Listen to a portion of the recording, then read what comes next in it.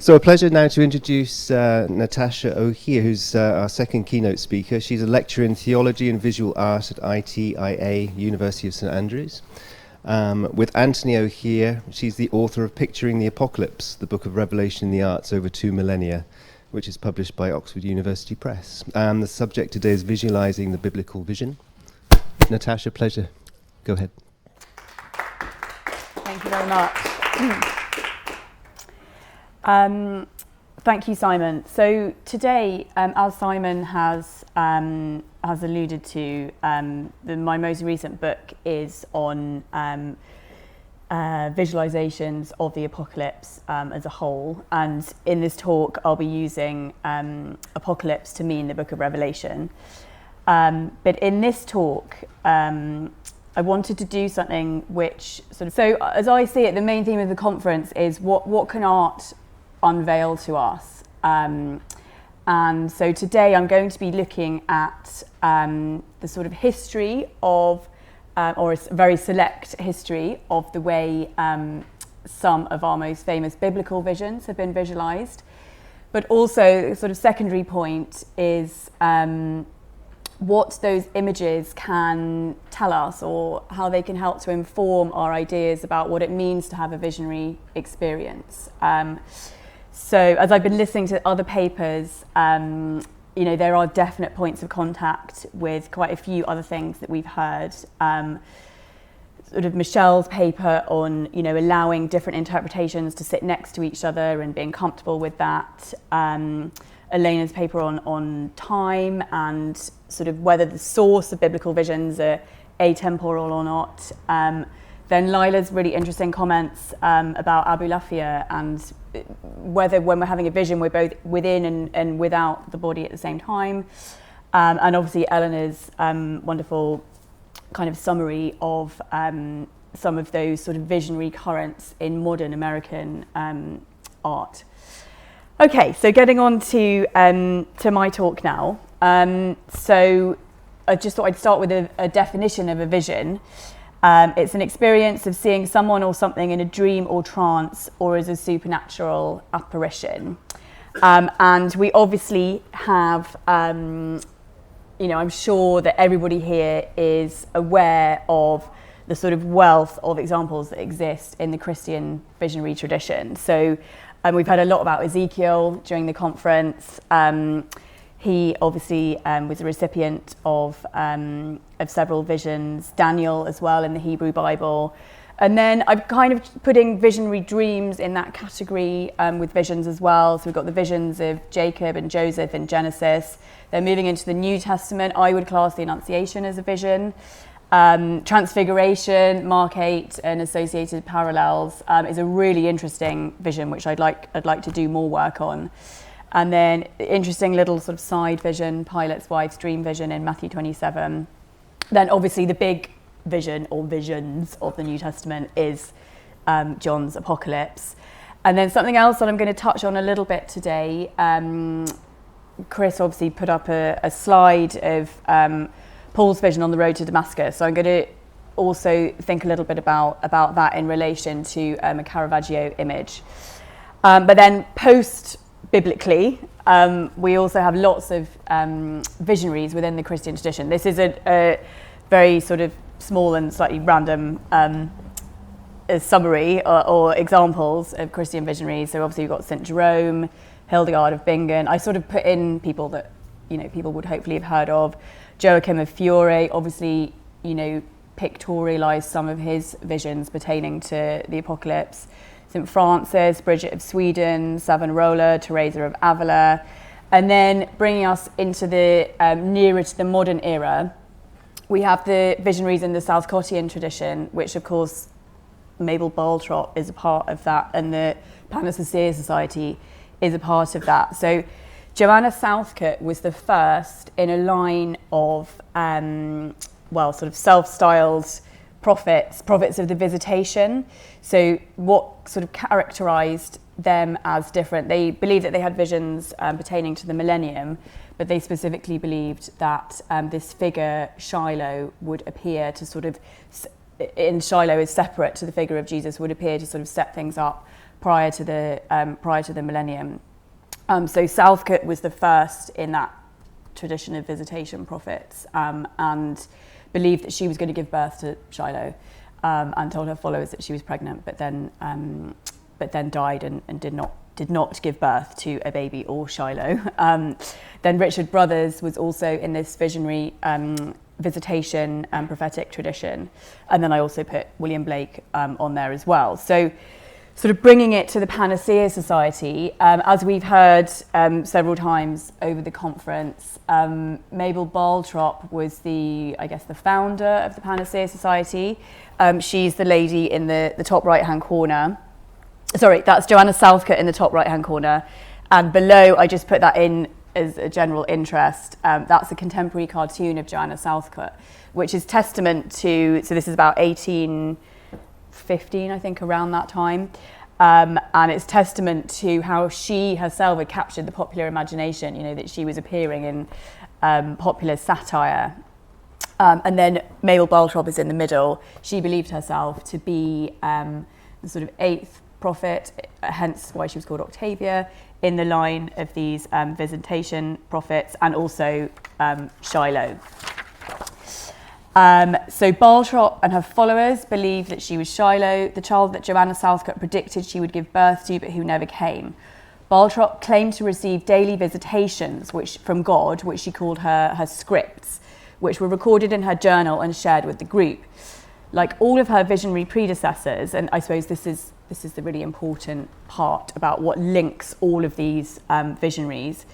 Barltrop believed her messages to be divinely inspired and viewed herself as the medium through which divine communication could be transmitted. So as is the case with the reception of other religious visions, not least the apocalypse itself, the medium or visionary becomes, if not as important as the message, inextricably bound up with the message. Now, sadly for us, I'm afraid this is the end of Barltrop as far as my talk is concerned, because there are no visualizations of her visions. She didn't do any little sketches next to her daily scripts. So while she didn't attempt to visualize her visions, she's very much part of this visionary tradition that I'm going to be talking about. So that visions are a key part of Christian history, whether you believe in the veracity of the visions or not, and obviously that is something that we can discuss, cannot be denied. But what does it mean in the experiential sense to have a vision? Are they experienced as something physical? Are you transported somewhere? Or are they wholly internal experiences? And if they are internal, what are the nature of these experiences? Are they akin to hallucinations with an external divine source? Or are we to envisage the visionary being able to see things with the type of imaginative sight that Blake discusses in A Vision of the Last Judgment? And this is something that Chris touched upon at the beginning of the conference. So in short, Blake imagines a form of imaginative sight that is analogous to what he calls our corporeal or vegetative sight, but instead of letting us see the world around us, this sight allows us to see another reality that already exists, but for the most part lies unnoticed. And Blake believed that his art and poetry flowed from this faculty of imaginative sight.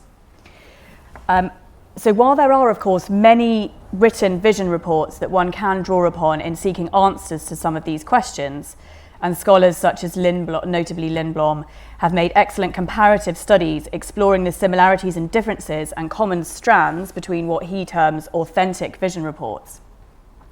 However, I will argue today that the visual tradition also has a key role to play in helping us to understand the nature of the visionary experience. Visions, it is implied by vision reports such as the apocalypse, are often chaotic, non-linear and recapitulative. I think Michelle in her talk referred to the sort of very dense, sort of shifting, confusing narrative of the apocalypse. So as I and others have long argued in relation to the apocalypse, trying to capture this kind of experience successfully via a written text, which is necessarily chronological and diachronic in format, can be a challenge, resulting in the liberal use of metaphorical language and imagery that we see in many apocalyptic and visionary texts. Images, which as Lessing famously argued as spatial and synchronic in format, by which I mean that they can have several events going on in the same visual field or space, can by contrast be more successful at capturing visionary experiences and visions in a more readily intelligible and relatable way. Indeed, in the hands of great artists, we can feel as if we're being invited into the experience. So to refer to the theme of the conference, the unveiling, we feel not only as if the vision is being unveiled before us, but also that we're being offered another way into both the experience and its nature, and in some cases, the content of these visions. The wealth of artists who have tackled the subject matter of visions and visionary experiences in major works also provides support for the claims that I'm making. Been a very attractive subject matter for artists. In what follows, I'll provide a sketch of the evolution of the visual history of John's visionary experiences on Patmos via some carefully chosen images. And obviously this is far from exhaustive. I've just sort of chosen images which I think represent particular trends in the visual history of visions. Following the popularity of the 13th and 14th century Anglo-Norman illustrated apocalypse manuscript, in which John as visionary or percipient played a starring role, by the 15th century, artists had started to tackle John receiving his visions on Patmos as a standalone image, a tradition that perhaps reaches its zenith with Velázquez, St. John the Evangelist on the island of Patmos. So whilst looking at the tradition of visualising John receiving his visions on Patmos, I'll end that little section with looking as well at an image by Blake and 20th century artist Max Beckmann. And then I want to just look at two other visions. So I want to look at Raphael's vision of Ezekiel and Caravaggio's conversion of St. Paul. So I'll look particularly throughout the talk at the artistic characterization of the visionary experience in question, and whether the experience is being presented as an external and corporeal experience or as an internal and personal one. And if it's the latter, what sort of internal experience is being visualized? I say that although we should be sort of wary about imposing sort of strict frameworks on things, I'd say overall we see a move from artists conceptualizing of and presenting visions as physically experienced events happening externally to the visionary, through a phase where visions are presented as internal events, perhaps analogous to hallucinations with an external cause, right through to the Blakean notion of visions as another more profound way of seeing. Okay, so we have, I think, already seen this conference, but this is from the beginning of Revelation 1, 9 to 11, when John talks about actually receiving the vision orally as in A-U-R-A-L, orally at first, and then, but we have also here the reference to seeing. So on the Lord's Day, I was in the Spirit. Actually, I'll read the whole thing because it's important that you see that he's on Patmos. So I, John, your brother and companion in the suffering and kingdom and patient endurance that are ours in Jesus, was on the island of Patmos because of the word of God and the testimony of Jesus. On the Lord's Day, I was in the Spirit, and I heard behind me a loud voice like a trumpet, which said, "Write on a scroll what you see and send it to the 7 churches." So he's being told now that he's got to sort of pay attention and write everything down. So John here claims to have both seen and heard a voice which instructs him to write down the visions he's about to see. There follows, as we all know by now, a series of interconnecting visions of judgment, punishment, evil dressed in many guises, battles between good and evil, and finally, as Eleanor was talking about this morning, the coming of the New Jerusalem. But how to visualize these visions? So, as I've said before, I've picked out some sort of paradigmatic examples of how John's vision has been visualized in different time periods. Just as a methodological point, I like to try and focus in my work on paradigmatic or representative examples. So, for instance, the first image that we're going to look at, this is not an image of John yet, is from the Lambeth Apocalypse. So the Lambeth Apocalypse is a 13th century Anglo-Norman manuscript of the Apocalypse or the Book of Revelation. And I've just put this image up so that you can see, we've talked a little bit about the importance of the interplay between text and image throughout the visual traditions. The manuscript was presented in this way with an image on each page taking up about a third of the page. Underneath that, a little bit of text of the Apocalypse, and then underneath that, commentary of that passage of the Apocalypse. And there are about 80 images pictorializing the apocalypse in this manuscript, as well as, importantly, a life of John. And we also have heard that John had been conflated with John the Evangelist, who wrote John's Gospel. So the apocalypse at this point was very much seen as sort of physical event happening within John the Evangelist's life story. And this is how the images were presented. Okay, so the first image of John receiving his vision is very, very typical of these Anglo-Norman apocalypse manuscripts. I mean, could talk more about this. They were a sort of 13th, 14th century phenomenon. There are about 30 extant, so still existing examples of these, which implies that there were probably many, many more. It became a sort of vogue for aristocracy and royalty at this time in England, in the UK and France, to have one of these apocalypse manuscripts. So and Lambeth is very paradigmatic, very representative of the general trends in these illustrations. So this is a very representative example of John receiving his vision of the text that we've just looked at on Patmos. You can see it's non-naturalistic. He's a huge figure, kind of occupying the whole of Patmos, being instructed to write by the angel. I brought my little laser, but I think it's too bright to see, but you can see anyway. So he's been instructed to write by the angel.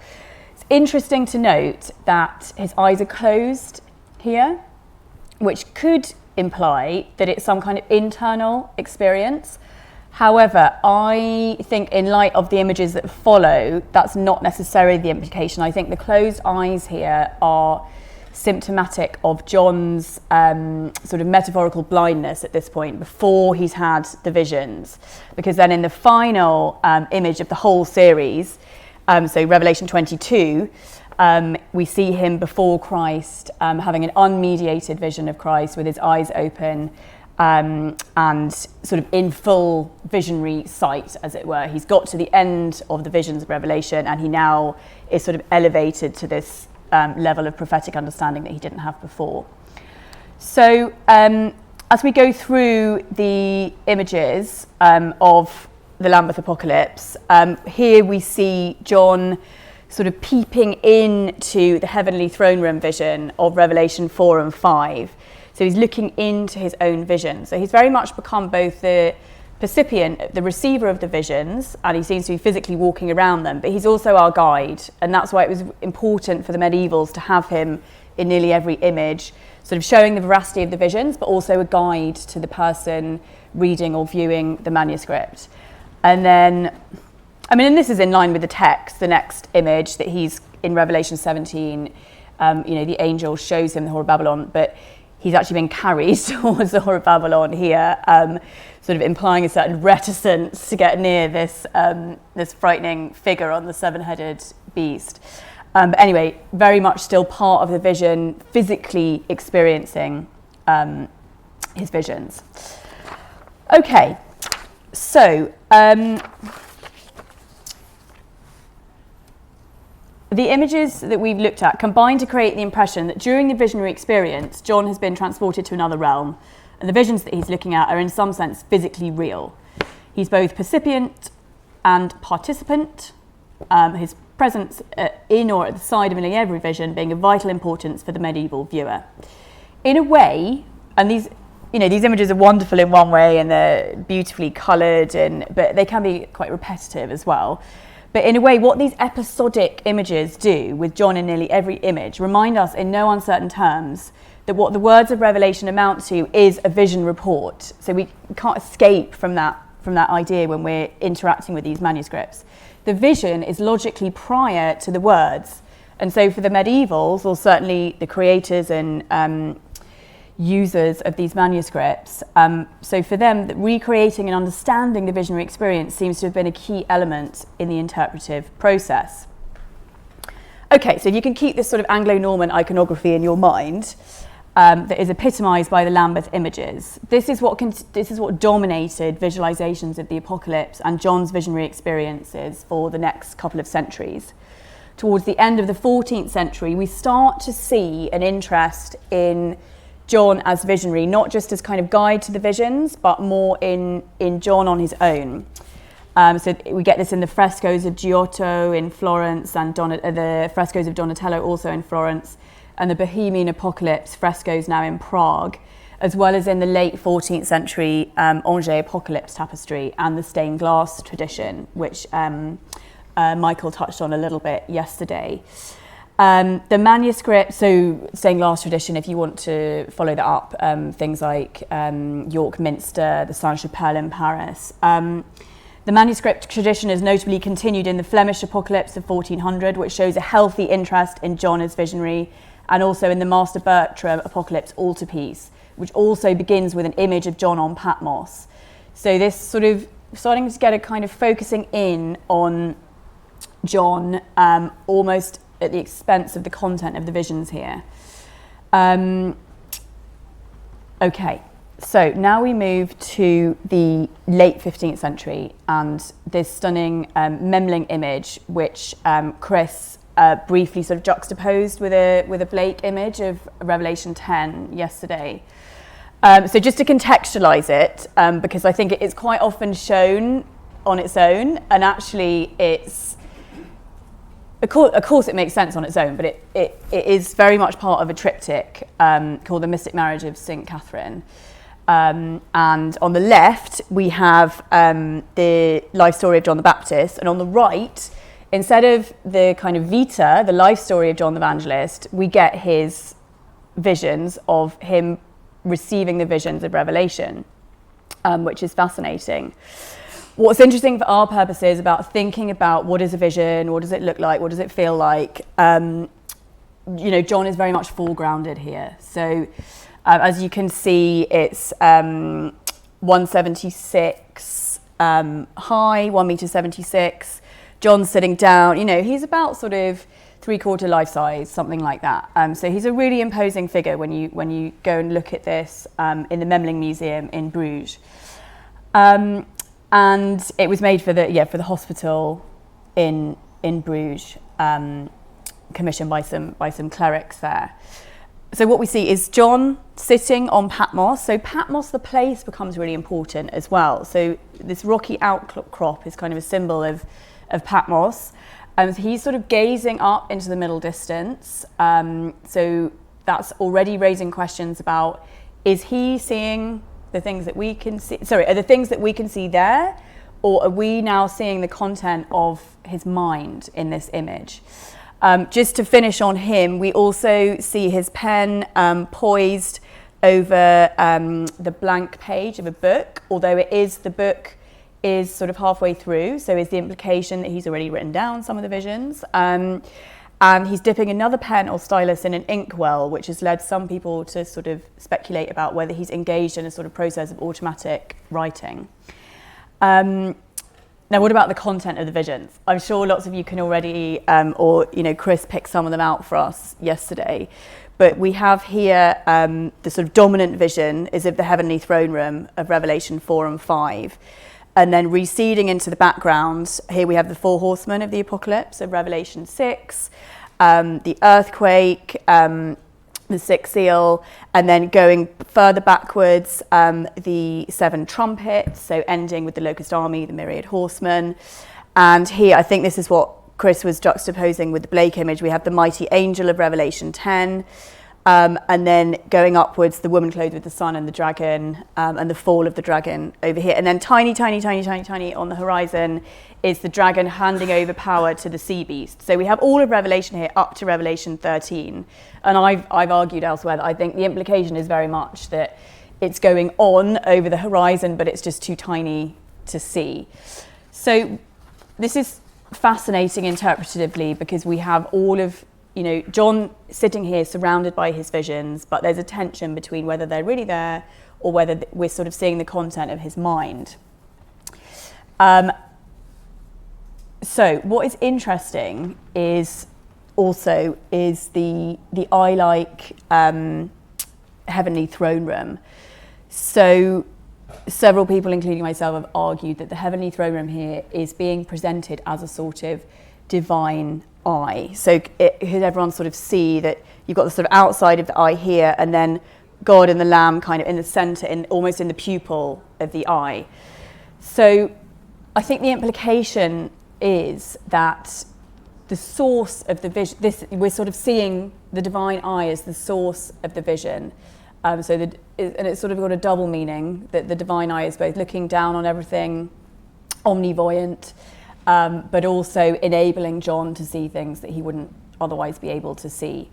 So really fascinating image, presenting John for one of the first times, potentially receiving his visions internally, but the content of those visions being pictorialized for us in the same spatial plane as John.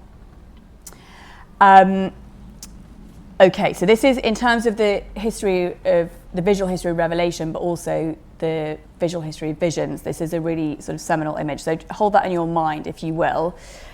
And then what we see quite soon after this, so we're not quite sure sort of what Memling had been influenced by, and he doesn't seem to have had a direct influence on lots of other artists, but what we see is a general trend now, very soon after Memling, for sort of standalone images of John on Patmos receiving his visions of the apocalypse.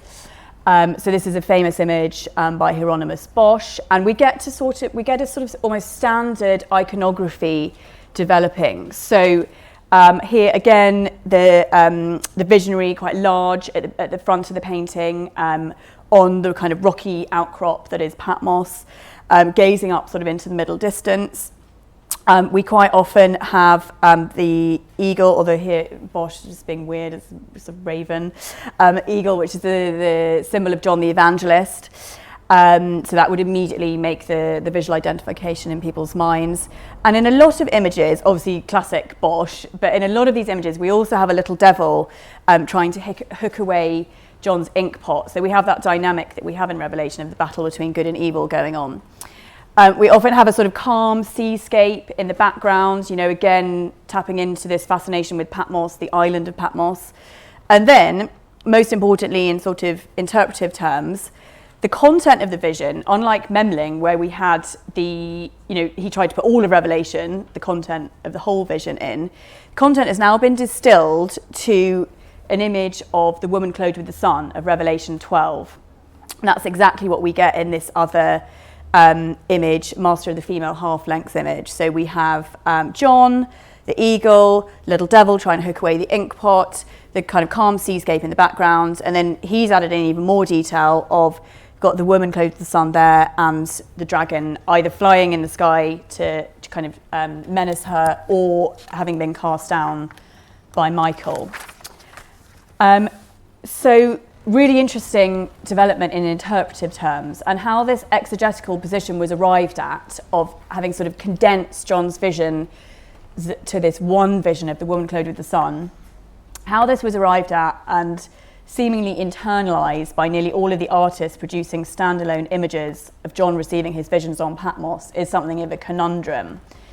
And this is a sort of new project of mine. So at this point in my research, the prioritization of the vision of the woman clothed with the sun seems linked with the growing and enthusiastic acceptance of Mary's Immaculate Conception in the Middle Ages. So indeed, in 1477, Sixtus IV, a Franciscan, had introduced the feast into the Roman calendar. Now, this brings us, I should have also mentioned, this is just, I couldn't do a talk on images of the apocalypse without having one Dürer image. So Dürer as well, slightly later, actually no, in the middle of Bosch and Master of the Female Half-Lengths. He added a frontispiece to his apocalypse images of 1498. He republished it in 1511 in Latin. It was in German originally. And he added this frontispiece. And again, he's taken on that classic iconography of John on Patmos now. Okay, he's not on an island, but we've got the eagle, and most importantly, we've got him with his pen poised, and most importantly, we've got the large vision of the woman clothed with the sun and the child, the sort of visionary inspiration for the visions, seemingly by this stage. Okay, so why this interest in the woman clothed with the sun? So this brings us on to Diego Velázquez's masterful interpretation of John's visionary experiences. St. John the Evangelist on the island of Patmos and the Immaculate Conception. Velázquez, who has possibly included himself as John, it's unclear. He was only 20 when he made these images, which is amazing, and he made them for the Shod Carmelites in Seville, again in 1618, and in 1617 celebrations had taken place in Seville to mark a papal decree defending the doctrine of the Immaculate Conception and prohibiting public criticism of it. So again, we see sort of the apocalypse being bound up with these historical developments. So here, in these images I'm about to show you, the link between John, the woman clothed with the sun, and the doctrine of the Immaculate Conception that was latent in the earlier works is made explicit.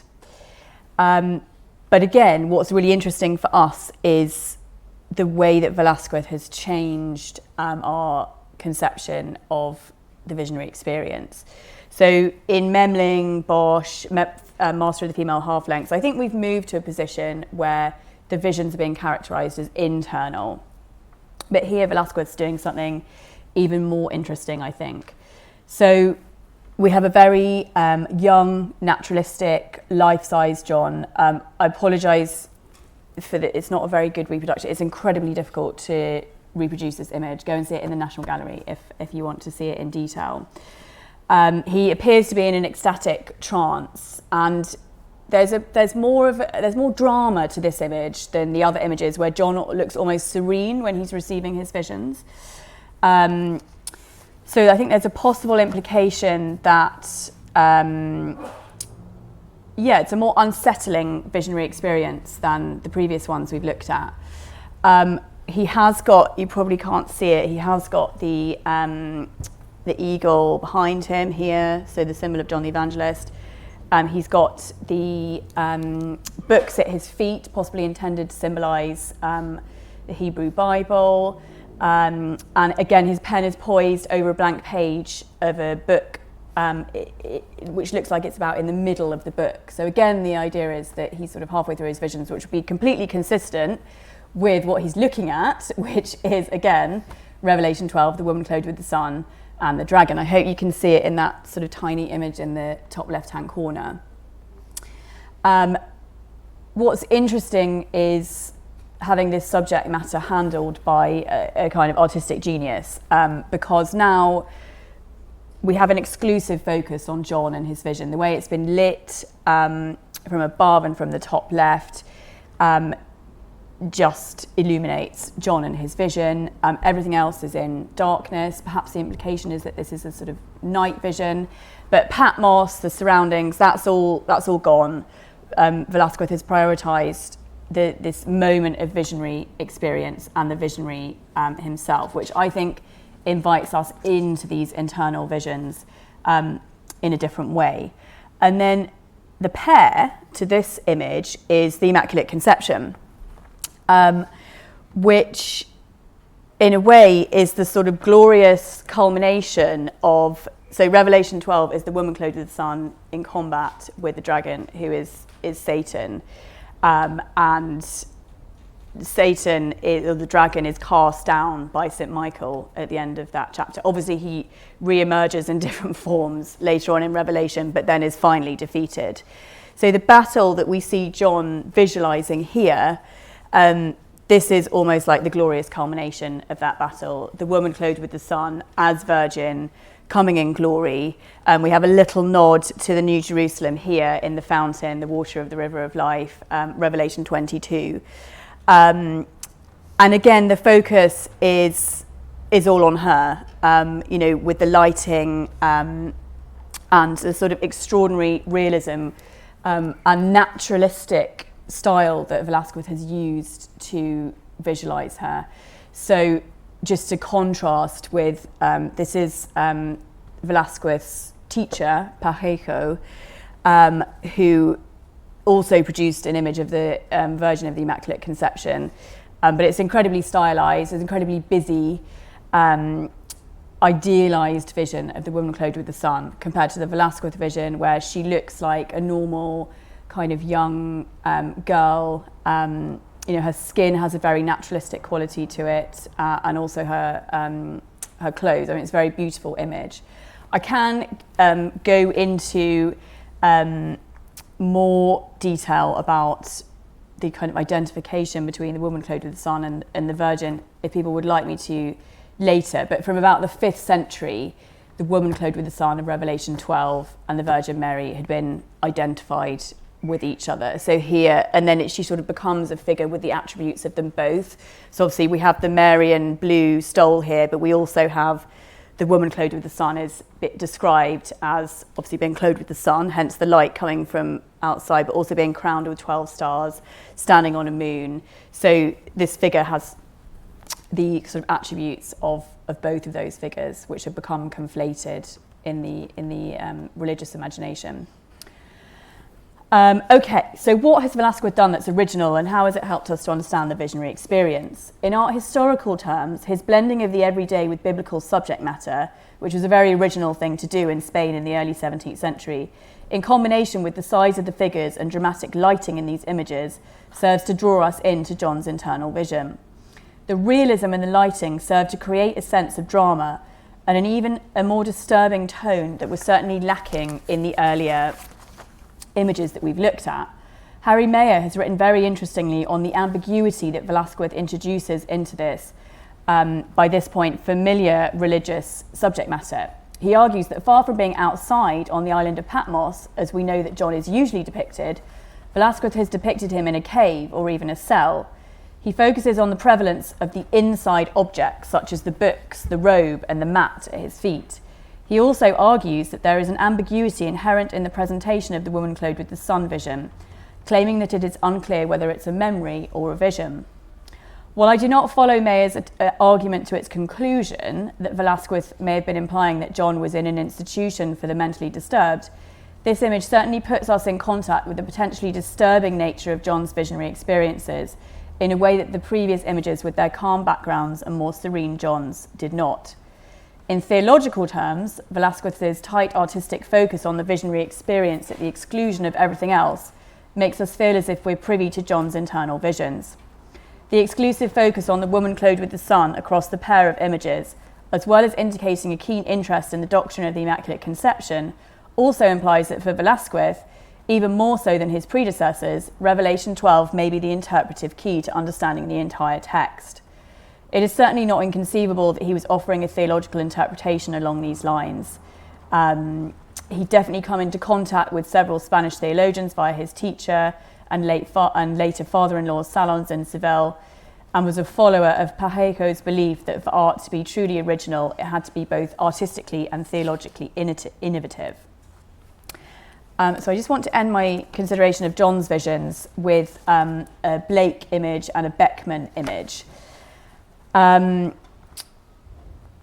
So in most of Blake's images of the apocalypse, we receive an unmediated image of the vision. So this is in line with his belief that he had this faculty of imaginative sight, which allowed him to not see through to another dimension, because he didn't believe that you were going through to another dimension, but to see things as they should be seen.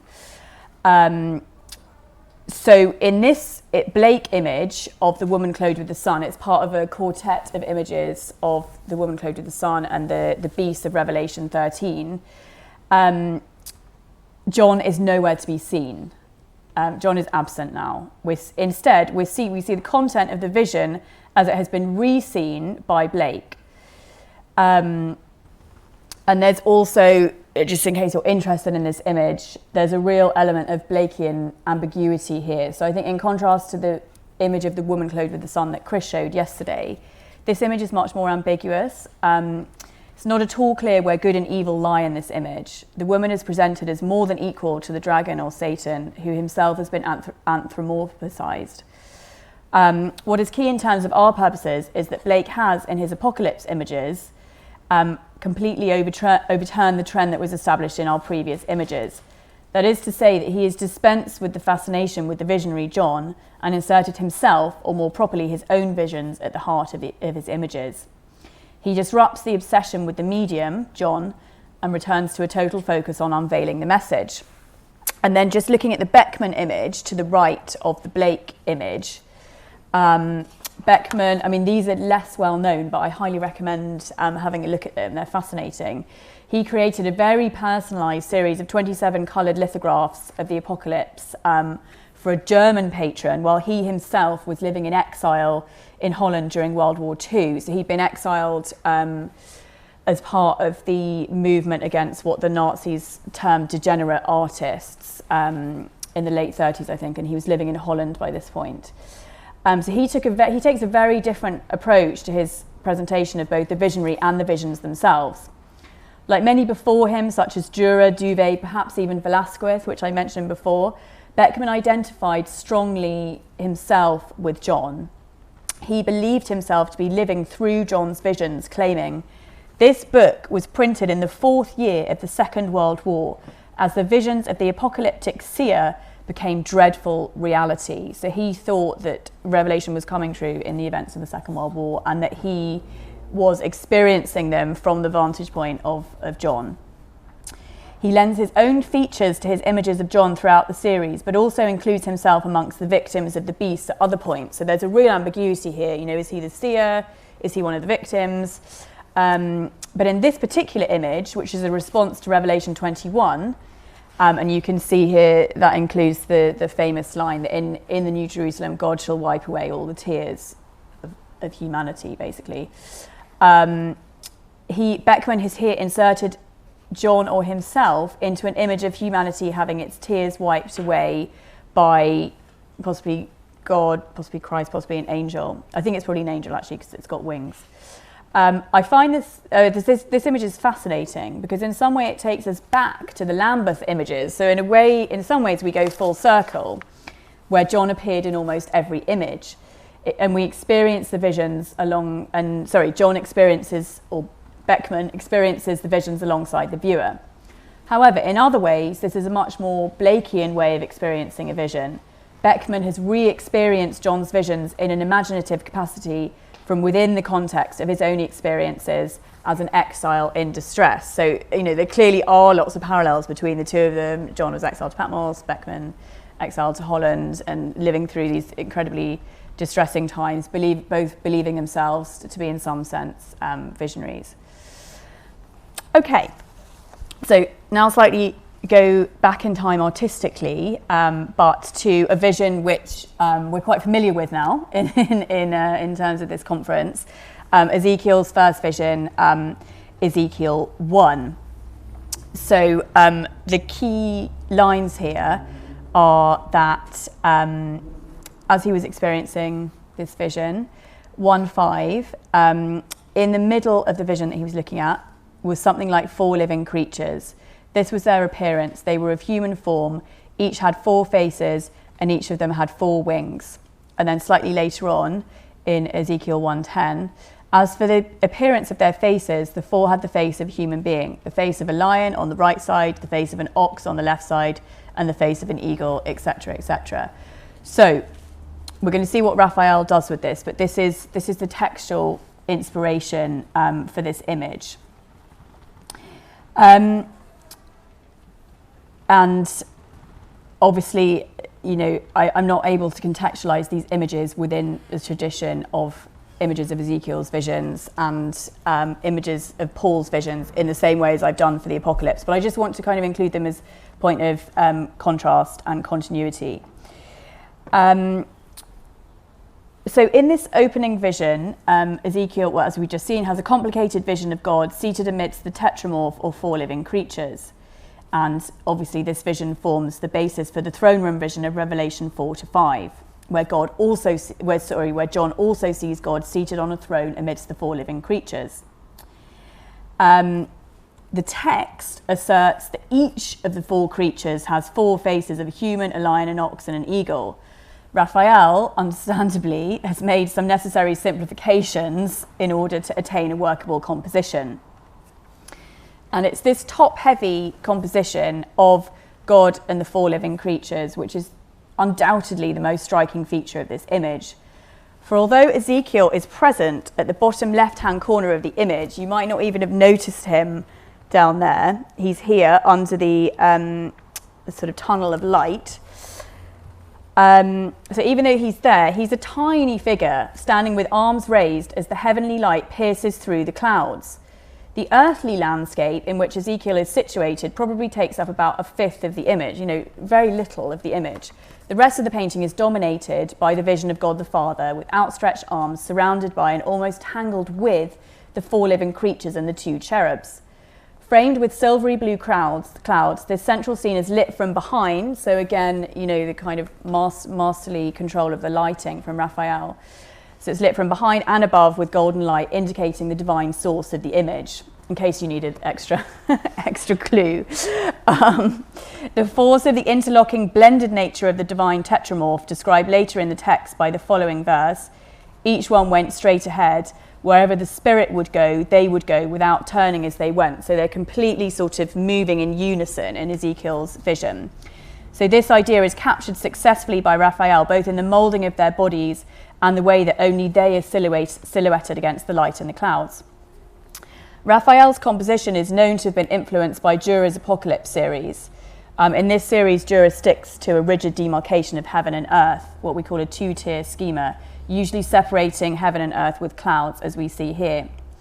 This is interesting, as it implies that for Raphael, the visions and thus the visionary experiences of John and Ezekiel had significant areas of overlap. So obviously for Raphael, taking inspiration for the composition and the ideas directly from Dürer, he sees John and Ezekiel very much as part of the same visionary tradition as we do. And I think in terms of what kind of vision this is, it seems to be an internal vision with a clearly visible external source. The divine source is clearly indicated by the column of light, and the internal nature of the vision is implied by the fact that Ezekiel is stationed firmly on earth, as well as the additional detail of another tiny figure. Don't know if you can see this. So there's another tiny figure walking by, seemingly completely oblivious to what's going on either to Ezekiel or up in the sky. Okay, finally then, this amazing image by Caravaggio of the conversion of St. Paul. So it's entitled, so it's from 1600, so just a little bit before the Velázquez, if you want to sort of orient yourself. And it was made for the, I don't speak Italian, I'm sorry, the Cerasi, I guess, chapel in Rome. It was painted as a pair with another image entitled The Crucifixion of St. Peter. And it's got an interesting backstory. The first image of that Caravaggio produced of Paul's conversion was rejected by Cerasi because, it's an inferior composition, but he also thought that it did not stress salvation through the sacrament of the Eucharist, with Paul's reaction to the vision being deemed over-dramatic. Whereas in this image, the patron was more contented or more sort of pleased to see that Paul had his eyes closed in a state of humility, humilitas, which is a state fundamental for the reception of true salvation. And this is indeed an extraordinary rendering of Acts 9. So you've got Acts 9 there. So as he neared Damascus on his journey, suddenly a light from heaven flashed around him. He fell to the ground and heard a voice say to him, "Saul, Saul, why do you persecute me?" So again, it's initially an oral vision, and we have to kind of infer that it's also something visual. By Acts 9:7, the men travelling with Saul stood there speechless. They heard the sound, but they did not see anyone. Saul got up from the ground, but when he opened his eyes, he could see nothing. And the fact that when he gets up, he can't see anything implies that before he was looking at something with visionary sight, perhaps. So Caravaggio, in a stylistic move that was very common for Caravaggio, who liked to play with dramatic contrasts of light and shade, the background is almost pitch black and the horse and the groom are fairly brightly lit from the top right of the image. So again, it's like the Velázquez in that everything else is black or almost black, or certainly in the shade, and all our focus is on these three figures. Caravaggio seems to have gone even further than the text, which states that those travelling with Paul heard the sound but did not see anyone. In this image, in contrast to the inferior rejected image, the groom and the horse seem almost oblivious to what is going on. Paul, meanwhile, is prostrate on the ground with closed, blinded eyes and raised arms. He is bathed in light from above, perhaps an indication of the divine source of the vision, and is seemingly completely consumed by the experience that he is undergoing, but which we cannot see. Perhaps Caravaggio was attempting to emphasise the orality of Paul's vision as it is described in Acts 9. Our entire understanding of Paul's vision is therefore based on his reaction and nothing else. Caravaggio's use of perspective heightens our involvement in the scene. So again, I think it's an image where we're very much involved in the vision, making us feel as if we're part of it, in stark contrast to the groom and the horse, who seem very detached from it, oddly. In terms of the categories of vision that we've been discussing, this vision is being presented as an internal vision with some sort of external source, although in contrast to the Raphael image, the source of the vision and indeed its content is far from obvious. It's quite an ambiguous image, really. The focus is on the visionary and his reaction to the vision, to the exclusion of everything else. Okay, so we're all hot. We'll just think about some concluding thoughts. So the theme of the conference is, creative unveiling. What can art unveil to us? So firstly, we've seen a changing approach to the figure of the visionary and his visions. In the images of John of Patmos, we saw the focus move from a fascination with John as ever-present observer of his visions in the Anglo-Norman images to a focus on John's own visionary experience in the standalone images, such as Memling's, which depicts both an almost life-size John in the throes of his vision as well as the content of those visions. By 1500, the focus was still very much on John, but the content of the visions had been distilled to a single vision of the woman clothed with the sun being pursued by the dragon. The interest in the woman clothed with the sun was carried over to Velázquez, and she becomes the thematic link between his pair of paintings of John and the Virgin. While the sharp focus on the historical visionary appears to have faded in the images that we looked at by Raphael, Blake and Beckman, it is almost the sole focus of Caravaggio's image of Paul's conversion. But what do these images, with their variable emphases on the visionary and the content of their visions, reveal to us about the visionary experience itself? We've charted throughout our discussion a movement away from the conception of the visionary experience as something physical and external to the percipient towards a conception of the vision as something experienced internally and personally. In the Caravaggio and perhaps even the Raphael images, bystanders seem oblivious that anything unusual is taking place at all. The source of the internal visions is assumed to be divine, as seems pretty clear in the Memling and the Raphael, but is sometimes left visually ambiguous, as with the Caravaggio and to a certain extent the Velázquez. The potential confusion and perhaps even the terror that a visionary experience might bring with it is brought to the fore by Velázquez and Caravaggio. Blake's image, which cuts the visionary loose altogether, implies a different form of imaginative sight from the other internal visions that we've looked at.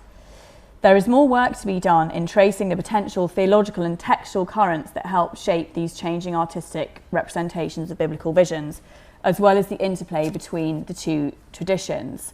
And that was why I was so fascinated in what Lila was saying about the Kabbalistic visionaries. However, we should also be cautious about attempting to impose any sort of linear or chronological trajectory on the material, as we saw shades of the Anglo-Norman conception of the visionary experience in the Beckman series, 20th century Beckman series, which sees John or Beckman appearing multiple times in the visions. We might also be left with the very real possibility that just as several ways of conceiving visions have emerged, it might also be possible to experience visions in different ways. Again, leaving aside for now the issue of whether they're divinely inspired or not. In any case, just as visual exegesis can help to illuminate sections and aspects of biblical texts that might otherwise have remained obscure or unexplored, often by virtue of the synchronic properties of images, so it has proved to be a potentially fruitful way of exploring the history and nature of visionary experience. I hope at least to have unveiled some new avenues of exploration and to have shone a light on the visual counterpart to the Christian visionary tradition that stretches from the Hebrew Bible to the Panacea Society where we are now, and beyond. Thank you very much. Thank you, Natasha. We're a little bit over time. Yes, sorry. That's okay. But we'll cut the break in half. We'll just have a 15-minute break, I think. So that leaves 15 minutes for us to ask questions now, because people do have to catch trains later. Yeah, sure, absolutely, yeah. So any questions for Natasha? Massimo? Well, thank you. That's completely new perspective through the art. Actually, in social science of religion, this discussion is very old. Mm-hmm. Do visionaries believe in what they see, or do they see what they believe? That's William James. So it's, normally, I'm a sociologist. The conclusion of sociologists is they don't care, because we have no way of knowing whether these visions are real or are not real. So your contribution is an interesting new part of it. But I would say that from a sociological point of view, an additional question is how the community react to it. Do these visions generate a community, or are they a private experience of the visionary? Classical example may be Joseph Smith and the Book of Mormon. If Joseph Smith didn't tell anybody, that was not very interesting. But since Joseph Smith managed to find a significant number of people that believe this vision to actually be very real, that's how these visions were socially constructed in the community. And I would say that the question whether visions are real or not is not cultivated any longer in social sciences, because there is a consensus we have no way of knowing. Oh yeah, so that's what I tried to say, that I'm very much leaving that on one side, whether these visions are divinely inspired or not. I'm looking at the sort of reception history of the visions, how they've been visualized, and the different ways that artists but also theologians have conceptualized the visionary experience. But that's the community point is really interesting, because obviously they are sort of by definition personal experiences, but they only have any relevance if they get some kind of community endorsement or community, or if they sort of speak to a community in some way, of people in some way. Could you say a little more about the identification of the woman and the son and the Immaculate Conception? Yes. So, I'm just sort of piecing all this together, but it seems that, so the endorsement of the doctrine of the Immaculate Conception sort of grew and grew throughout the early modern period, really. And the Virgin as woman clothed with the Sun seems to have become the sort of pictorial face, if you like, of belief in that doctrine. But it's just interesting to me. So the Pacheco image, that's a very standard image of the Immaculate Conception, the Virgin as woman clothed with the Sun, done around the same time as this papal decree was passed in 1617, endorsing the doctrine of the Immaculate Conception. So that's the sort of visual face of the popularity of that doctrine. But it's interesting to me how then it becomes woven through the visual history of the apocalypse and the history of John experiencing his visions. Yes. Thank you very much. That was absolutely fascinating. I just want to ask something about, recognizing obviously your focus is on seeing and on vision, on the relationship between the seeing and the thinking and the writing, because of course what we have in the Book of Revelation is simply text. And I spent quite a bit of time looking at that Velázquez St. John of Patmos, and it seems to me that obviously John is looking, but he's also, by the sort of shape of his brow, it seems as though there he is, as though he's really thinking quite hard, and he's also writing. So the vision goes along with some kind of cerebration, it seems to me, which is what we have in the final text, which is, in some ways, is a jumble, I suppose, but also it's very structured and ordered, isn't it? And has got a kind of diachronic shape. This happened, then that happened, then that happened.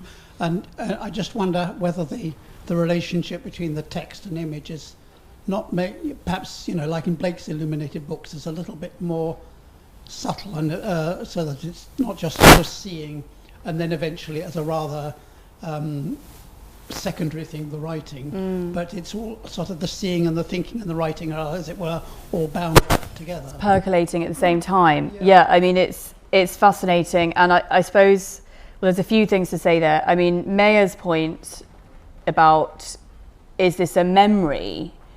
He says, is he actually engaged in the act of remembering his visions here, and I guess working out how he's going to write them down, or is it, as you were saying, all going on at the same time, and what does that process look like? Which is why I'm really interested in this idea of, being able to be sort of within and without of yourself at the same time, but also this idea that you could be talking to a kind of higher version of yourself, who's helping you to make sense of the visions and formulate how you're going to articulate them verbally. That's very interesting to me as well. So I wonder about the influence of the Kabbalistic tradition. I mean, I doubt Velázquez would have been in contact with that, but if the Kabbalistic tradition had an influence on the medieval way of thinking about visions, and how they were then translated into writing, that would be very interesting to me. Yes.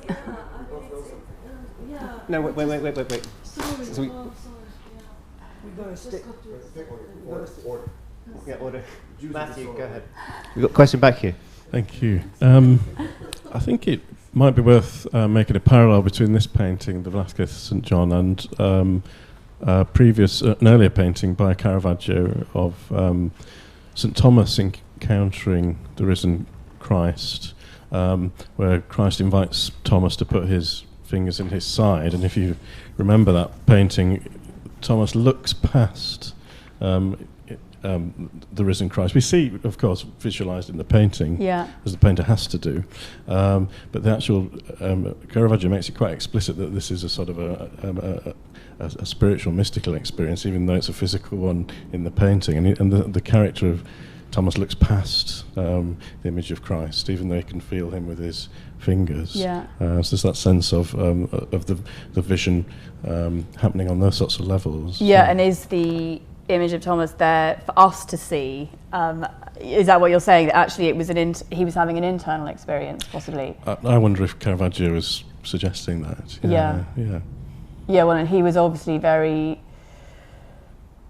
taken with this idea of, the vision being a sort of very all-consuming personal experience. So that would make a lot of sense. I must look at those two kind of in tandem with each other. Thank you.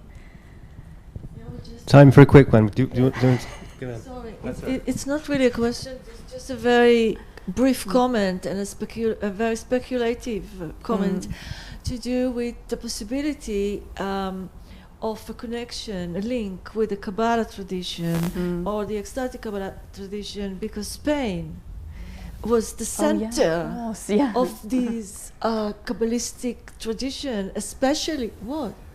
After 1492, there was no Kabbalistic tradition. Yeah, but it was over in 1492. It doesn't matter. The books remained, and they were translated into Spanish. Okay, so it was there. I mean, the tradition was there. So maybe, perhaps, the knowledge was somehow And I mean, it's but it would be very interesting to explore it. I mean, I'm very interested in it. Yeah, and it's sort of my well. hunch in relation to both your questions that there was a more easy, well, obviously we know there was a more easy relationship with visions, because they were just accepted as true in the sort of medieval, early modern period. But I wonder if there was actually a more sophisticated conception of, the relationship between the vision and the text, and also, in what was going on in the visionary experience as well. Than us in our kind of post-Enlightenment rationality find more difficult to get our heads around. Okay. In the Kabbalistic tradition, there's a concept of possession obsession, where a Kabbalistic reader, because they only are readers, uses gematria to understand the symbolic meanings of words, spends their entire life looking up the meaning of one word to see if it somehow changes not just consciousness, but the meaning of entire text. One word can change an entire text. Those visions of words as things, as tangible things, are the basis of most of the Kabbalistic tradition. Is there something like that in Christian visionary tradition? What, in terms of meditations on just... Meditations on words, that an individual word in Revelation that inspires a particular visual image? There might be, but I'm not aware of it. I mean, there's a scholar called Mary Carruthers who's done a lot of work into kind of medieval conceptions of memory and visions, and how they would conceive of it almost in a very different way to how we would, almost like going around a sort of house or a building into different rooms of our memory and accessing things in that way. So she might have done some work on that. I'm not sure, but it's a very interesting question. Thank you, Natasha. Thank you. So